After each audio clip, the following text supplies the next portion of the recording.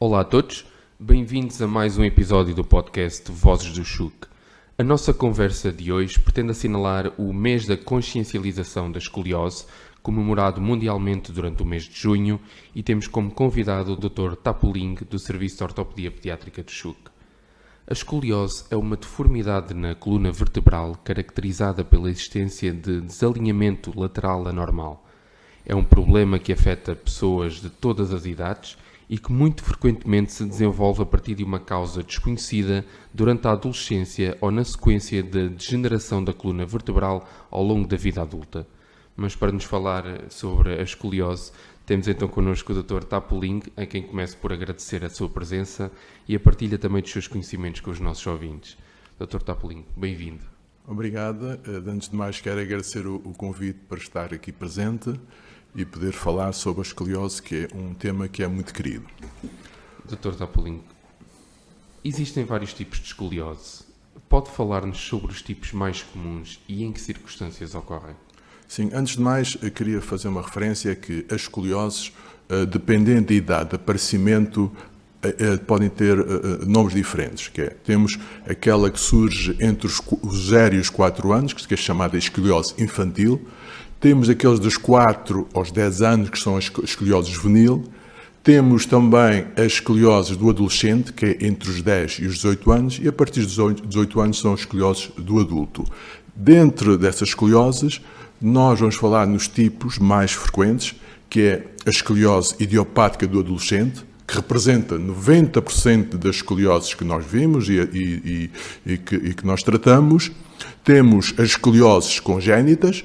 São congénitas porque são escolioses em que há malformações vertebrais, portanto o osso está deformado, ou porque foi mal formado, ou porque na sua embriogênese, portanto o osso não se separou individualmente.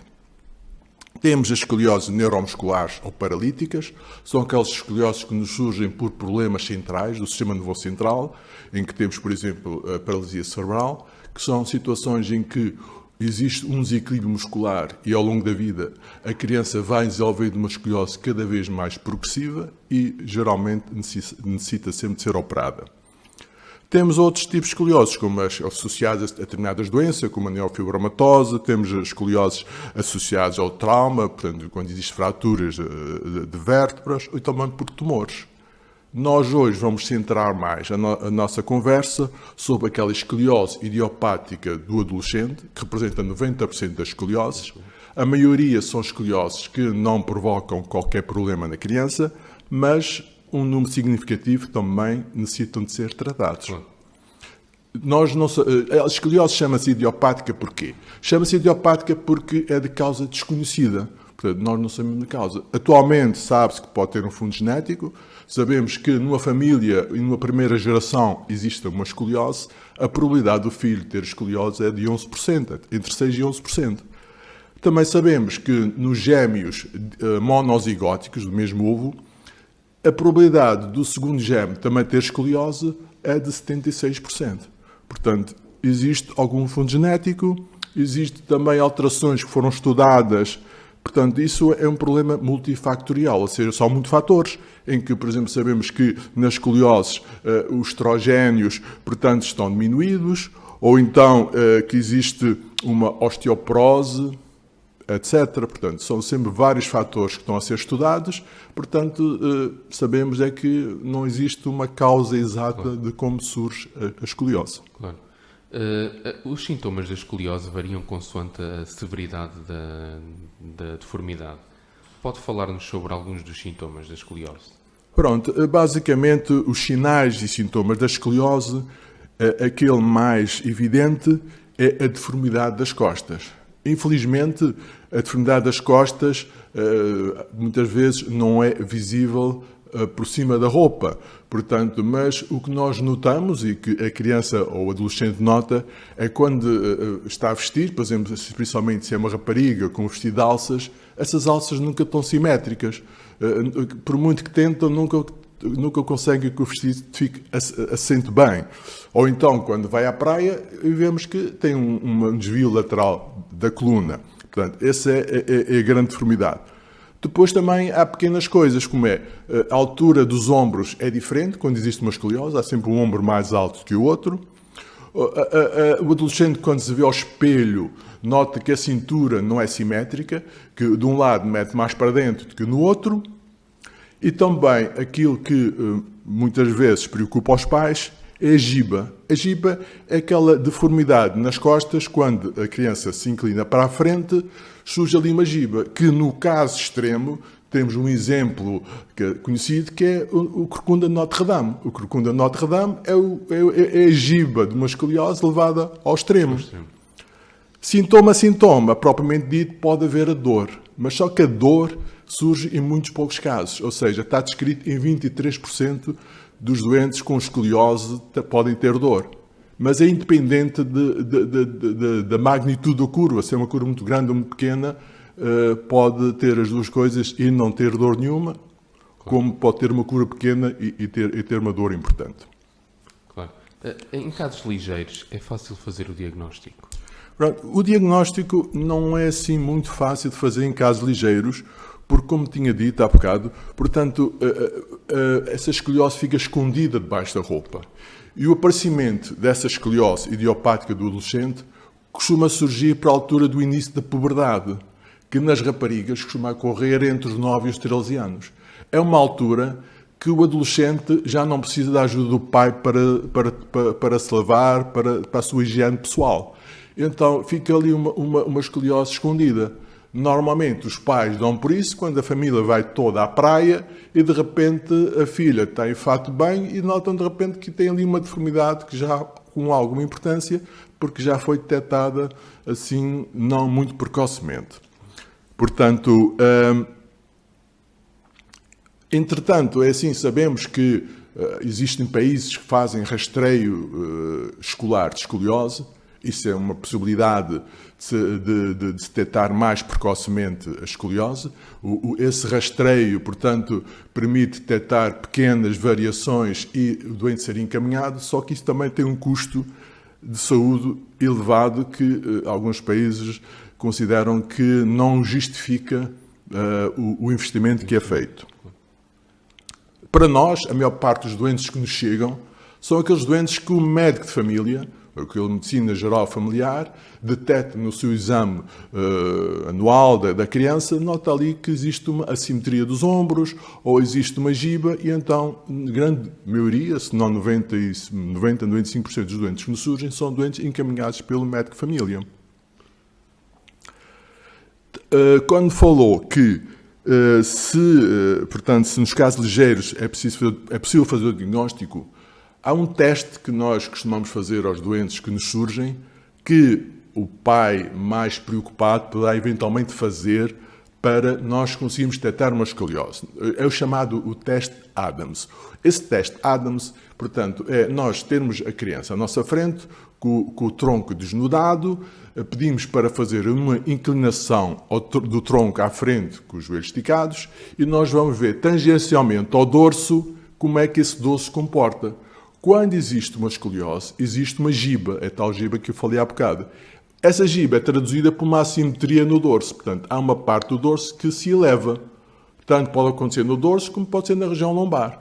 Portanto, isso será talvez um sinal mais precoce que, se os pais estiverem preocupados, podem fazer. Se for à internet pesquisar o teste, está lá explícito como é que é feito, e poderá ser uma maneira de nós conseguirmos detectar mais precocemente essa escoliose, que depois de detectada faz-se um raio-x e confirma-se a escoliose. E falou precisamente que um dos grupos etários com incidência significativa são precisamente os adolescentes. Eu perguntava-lhe qual a importância para o sucesso do tratamento se a escoliose for detectada numa fase precoce.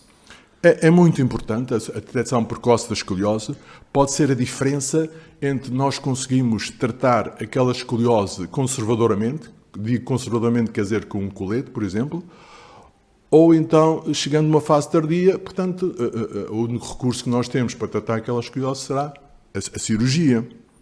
E porque nós sabemos que o colete usado adequadamente, o que é que isso quer dizer adequadamente? Esse colete tem que se usar a maior parte do dia. Portanto, no mínimo 18 horas para ser eficaz.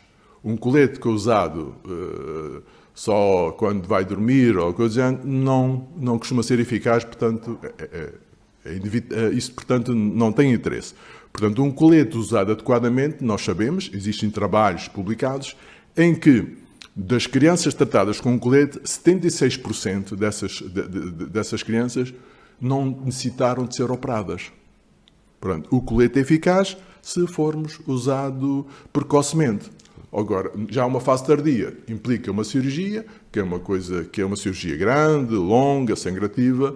Normalmente, feito por uma equipa experiente, é uma cirurgia eficaz e com os riscos muito pequenos, mas não podemos dizer que não há riscos. Não há riscos, claro.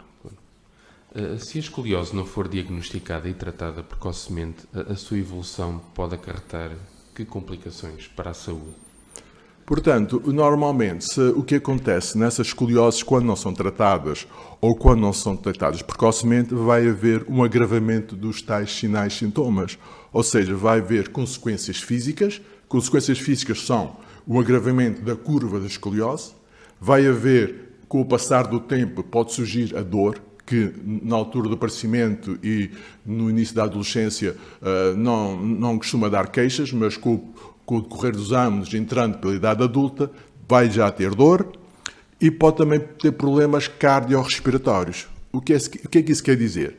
É que estas escolioses levadas ao extremo, por exemplo, são curvas entre os 90 e os 100 graus, isso vai fazer com que essas pessoas podem ter uma insuficiência respiratória. Porquê? Porque a nossa caixa torácica, que contém os pulmões, tem uma determinada dimensão para conter os pulmões. Se essa caixa está deformada, os pulmões estão como que atrofiados.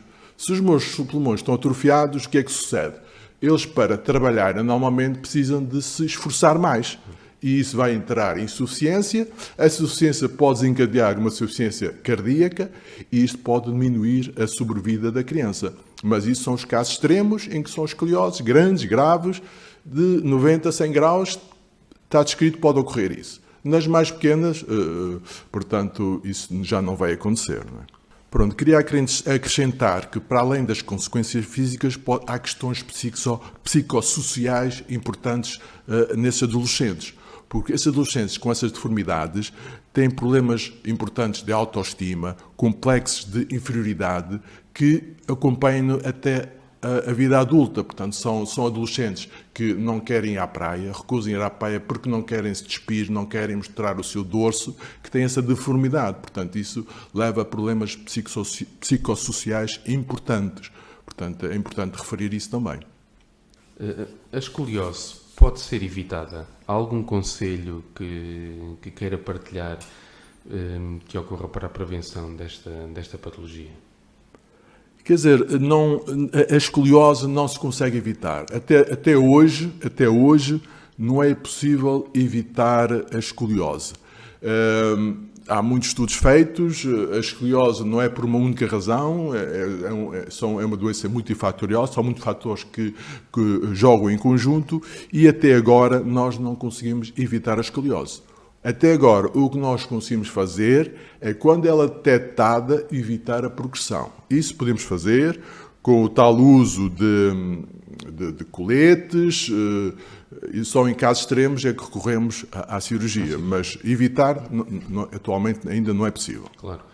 Também há alguns mitos, e eu perguntava-lhe, por exemplo, carregar mochilas muito pesadas, a má postura, a obesidade, são mitos ou podem mesmo contribuir para esta deformidade? Pronto, em relação, portanto, às mochilas pesadas, a má postura e a obesidade, isso é um mito. Porque até agora não existe nada que nos comprove que ter a má postura ou ter a mochila pesada vai provocar uma escoliose ou vai agravar uma escoliose. Não existe essa evidência. Sabemos sim que a mochila pesada ou essa má postura pode ser causa de dor. Mas dizermos que ter a mochila pesada ou ter a má postura ou ser obeso ser uma causa de dor, não. Porque, na realidade, os que nós vemos nas crianças que nós observamos é que a grande maioria são crianças magras, não são crianças obesas. Excepcionalmente, aparece-nos uma obesa. Portanto, a obesidade não pode ser considerada uma causa de escoliose. Claro. Dr. Topolino, para terminarmos, gostaria de deixar alguma mensagem a quem nos ouve? Sim, eu gostava de deixar uma mensagem, nomeadamente é que a escoliose detectada precocemente, portanto, ou seja, e convenientemente seguida, poderá evitar uma cirurgia. Como nós sabemos, os pais são muito preocupados com a cirurgia da escoliose porque, num caso extremo de complicações, a adolescente pode ficar paraplégica. Portanto, isso são situações extremas, que muito raras de acontecer, mas que é uma possibilidade, não é? Portanto, se nós tratarmos precocemente, evitamos essa possibilidade de ocorrer uma cirurgia e a possibilidade de ocorrer essa complicação extrema.